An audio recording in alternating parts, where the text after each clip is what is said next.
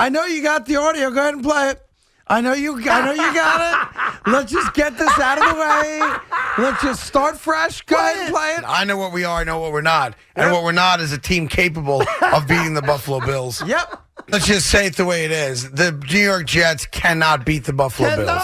It's not even on the table. That's right. It's not going to happen. Not on the table. I hate to say this. This is as unwinnable a game as the Jets have had in a while. This has 40-3 written all over it.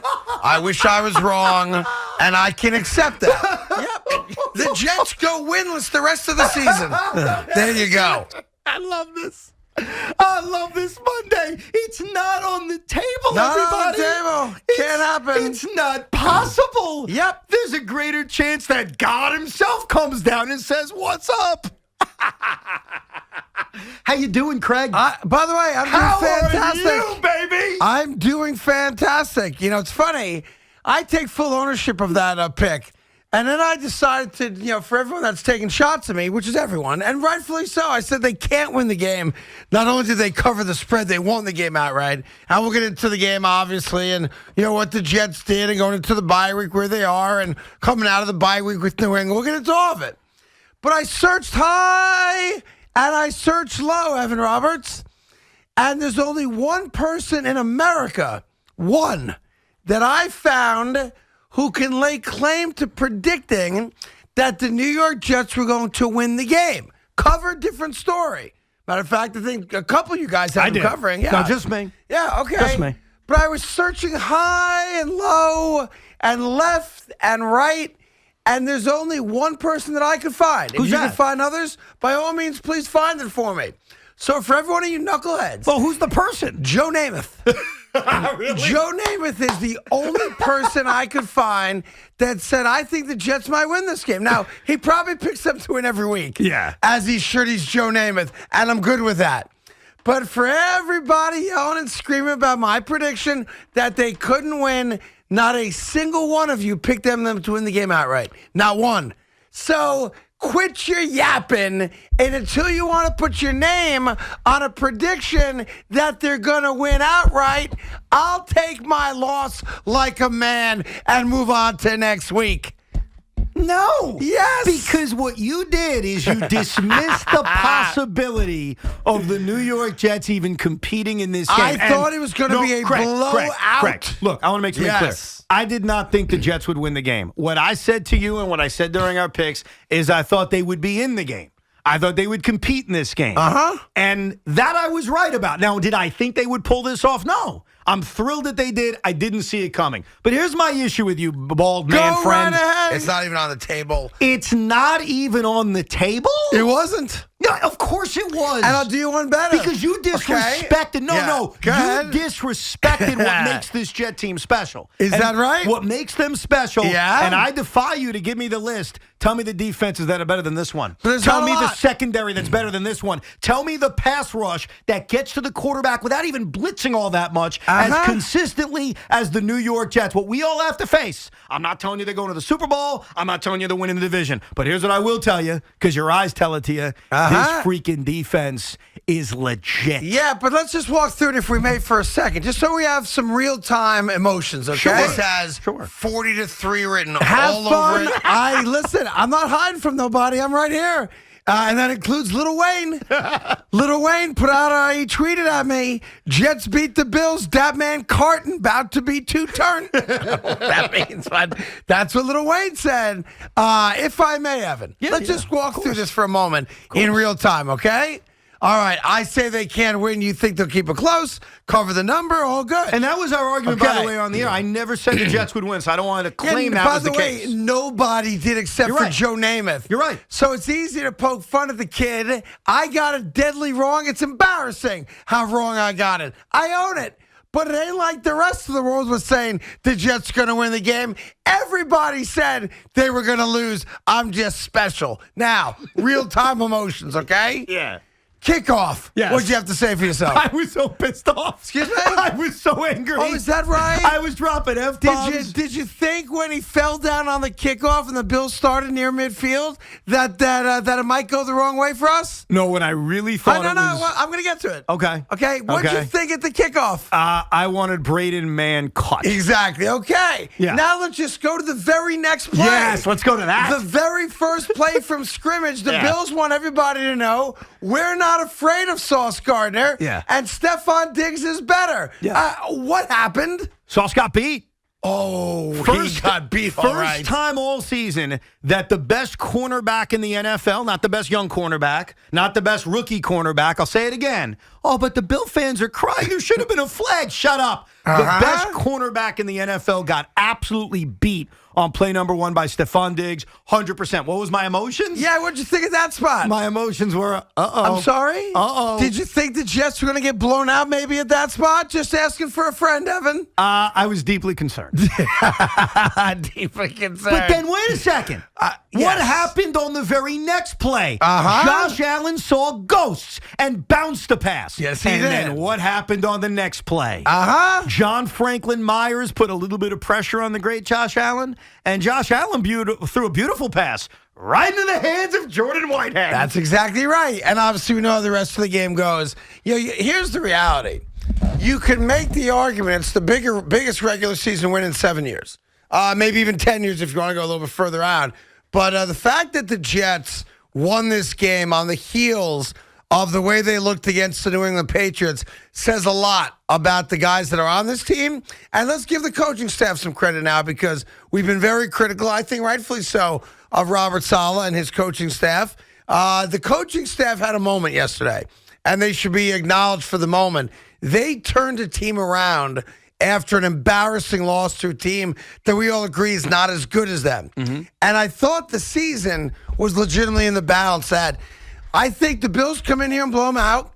You go into the bye week, everybody's ticked off. Zach's not the guy, Saleh's not the guy, and then you have the game of your lifetime against New England.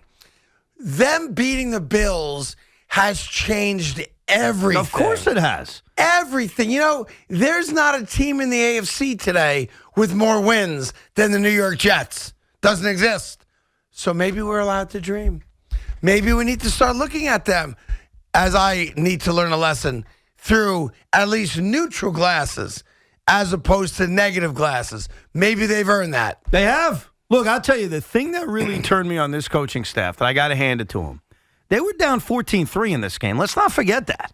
They were losing by 11 points, kind of like what we all thought, right, that this was going to turn into an ugly game. They're down 14-3 right after Josh Allen's 36-yard touchdown run. And here's what my fear was. They're going to get away from the run. They're going to ask Zach now to be Superman, and this is where he turns the football over, and this is where the game gets ugly. And they didn't do it. Nope. They didn't to the contrary. abandon the run down 14-3. And that drive in which they converted on the Zach Wilson keeper after they issued that challenge when Michael Carter got spotted 1 yard short, and then they converted on another third down. Then they converted on a fourth down, that huge fourth down play to C.J. Uzomah. That was the drive of the season because it took them from potentially being blown out and changing their entire game plan on offense to, okay, 14-10 game. Yeah. Okay, we got a football game. And then what the defense did in the second half to the mighty Josh Allen and to this Buffalo offense, what they did is they made that offense look very, very vanilla and very normal because this defense is that good.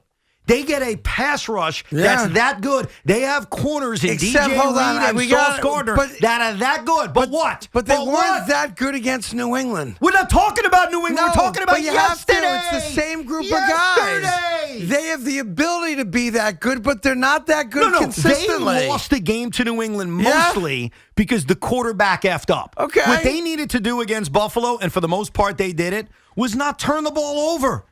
And they did a great job of that. I'll tell you what, I thought, not the Uzomah play, because I'm still not sure if that's a catch, to be honest, but I thought Zach Wilson made two big throws. I thought he made a big throw to Denzel Mims. Oh, yes. Which is a huge play on the drive that ultimately wins them the game. And then earlier in the game, he made a huge third down play to Garrett Wilson, who's the only guy he seems to want to throw the ball to. Garrett's his down guy. the field. You know what other play and he that's made, fine, though? but I give him credit because he made those two throws and the other play when he recognized I can run and get a first down and get out of bounds and not 100%. fumble. I give him credit for those plays. No, there's another play we got to give him credit for, and it's Go ahead. crazy.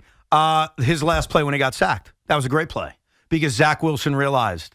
Zach Wilson was smart enough on 3rd and goal from the 3-yard line as Buffalo just used 2 timeouts. Zach Wilson finally got it through his freaking head. Just take a damn sack. Yeah, don't throw the ball into the other Don't team's throw hands. the ball away and don't throw it into the other team's hands. You force Buffalo to use their 3rd and final timeout.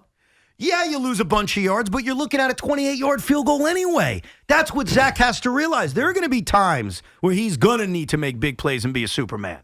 On that final drive, he threw the football once, and he did it to Denzel Mims, like you mentioned, on a huge third down play. That was to me, that's the play of the game. I agree, but the other play of the game is not being an idiot on 3rd and goal from the 3-yard line. And a couple things. They obviously lost some faith and trust in him because virtually every play was a dump-off. And I know they want to probably build his confidence back up, get him throwing easy passes, etc. But he didn't make the big mistake yesterday. And if that's what we call a small step towards becoming a good quarterback, then he successfully made a small step in the right direction. And the other thing was this coaching staff did a big step here because when you continue to run the football, even if you're not getting huge chunks of yards, what you can do is wear down a defense. Let's look at that last drive. Did that defense look worn down or what? And what was it, 9 straight runs or something like that? Yeah, for 9 yards, for 7 yards, for 16 yards, for 17 yards, for 5 yards, for 15 yards. They ran the football on that final drive down their throats. And a big part of that is because LaFleur didn't get away from the run like he did against New England. Right. So not only did Zach take a big step, but this offensive coordinator take a big step. But let's not lose sight on this. The reason the Jets won this game, the reason the Jet fan is dreaming right now is because this defense is legitimate. Say whatever you want about this quarterback. Say whatever you want about where this team's going to go. This defense is legit. And when you've got a defense like this, Craig, I'm not saying you're going to beat everybody, but you can compete with everybody. Well, listen, you got a week to enjoy it. Let's hope nobody goes ATVing. And when you come back, it's about beating the New England Patriots, who now have won another game, and they're over 500 also, and they're laying there waiting for you. So lots of good stuff. Plus, we have the Astros beating the Phillies in the World Series, so I know Met fans are happy. And then the Mets made a little news over the weekend, committing $100 million to Edwin Diaz. Very quick to get that done. And from the looks of it, everybody is happy that Diaz is locked up. Yes, Evan? Yes. You're good with it? Yes. Good. I'm so happy you're happy. Thank you. So happy you're happy. I am very, Makes very me happy that you're happy. And you know what makes me even happier?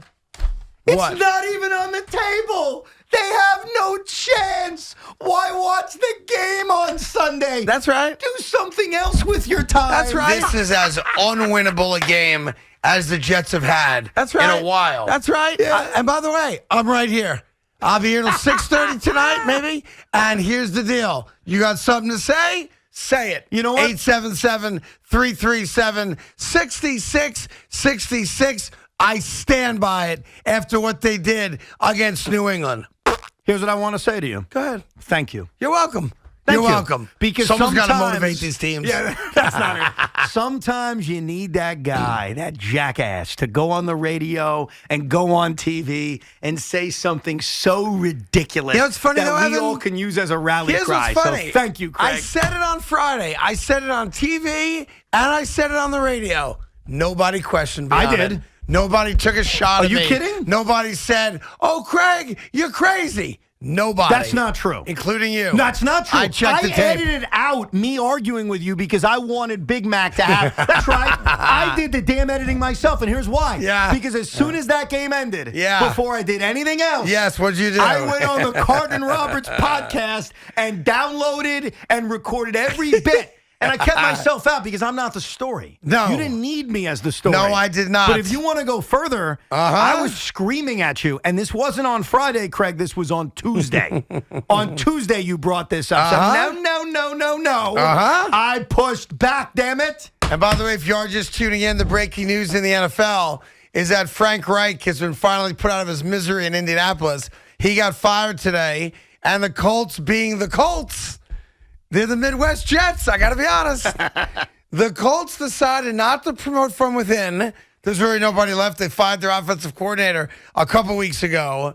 The Indianapolis Colts have decided to hire a broadcaster to be their interim coach, former Colts center in their Ring of Honor, Jeff Saturday, who has never coached a game in college, never coached a game in the pros, but has a big fat mouth on TV about everything wrong with Indianapolis. Now has a chance to put his money where his mouth is. He is now the interim head coach. And I think, Craig, to that point, he is the first coach in the history of football that has absolutely zero coaching experience. In the modern era, yes. Yes. Yeah, you go back to like the 30s and 40s, there are guys. But in the last 50 years. So I don't know what the hell Irsay's doing. I don't know what the hell the Colts are doing. But I got to tell you, I really enjoy laughing at a team that's not mine. As do I. It's like an easy team to mock. Yes. And I'm going to mock them because while Frank Reich was a failure there as a head coach, if you take a look at his quarterbacks from the Andrew Luck retirement on, it's easy. It's frankly fascinating that he has a winning record as his time in Indianapolis. But if you think Jeff Saturday is going to make things better, and here's what's funny about it. Everybody knows it's a silly hire, right? Right. Except for ESPN employees. Not a single show, not a single host, not a single reporter has said this is moronic. How is that possible? Well, you know how. They're under edict. Craig, I love you, right? If you got, let's say things continue to go kind of poorly with the Knicks. Yeah. And Dolan says, you know what? I got an idea. Yeah. I'm going to hire Craig Carton as the head coach of the New York Knicks. Would not be the dumbest thing they've ever done. Okay. Well, your partner, I will congratulate you. Thank you. I will text you. I really genuinely wish you the best of luck. And then I would proceed to destroy you and Mr. Dolan on the radio. Why is that, Evan? For the single dumbest hire in the history of basketball. You're saying if I became the Knicks head coach, that would be the single dumbest hire in Knicks history. Yes. Is that right? Yes. Okay. I'm going to make note of that, should that day ever happen. Probably it's not even on the table. By the way, like I said, I came to work today. If you have something to say, say it. I'm not going nowhere. I'll be here till about 6 o'clock. Okay? But I'll be right here sitting in my seat. And if there's something you'd like to say about my ballsy prediction that the Jets have no chance to win this game, and oh, by the way, may not win again this year. That part too. Let's not forget that part of it. I won't. I'm not going to go anywhere. I'm going to be right here. I'm not right here. So, Big Mac, you play that until you're happy. Play that until you're content that when you go home, you can tell your wife and family, I finally got them back. Play it as much as you like, because I'm not going anywhere. Couple more times. Go. The Jets go winless the rest of the season. There you go. All right, it's a little doubt. If it wasn't for me, be honest with me, would these guys have cut the audio? No, they would not have. No. Wow. They would have come in today, and I would have had to say, by the way, you know, I see some stuff on Twitter like Lil Wayne is busting my balls about the prediction. You might want to chop it up. But I do not think they would have done it on their own. Of course we would have. Well, you say of course, but there's really no evidence of that.